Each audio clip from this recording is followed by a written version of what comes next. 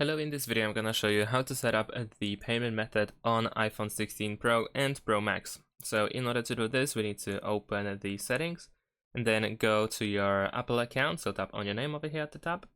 And then we have payment and shipping. If you didn't set this up yet, then of course you can tap over here in order to immediately start doing this. And when you open it, you will then be able to choose your payment method, either Apple Pay, credit or debit card, or anything else, depending of course on your country. Then you need to enter the number of your card.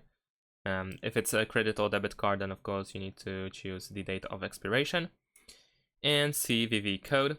Of course, you can also press on this camera icon on the right side in order to add the card by using the back camera so that you can scan it like that. And of course, you can also choose the billing address over here, so you can go inside there and manage the billing address. And once you are done, simply press down over here in the top right corner. And that's it. Thanks for watching. Leave a like and subscribe to my channel, and see you in my next videos. Bye.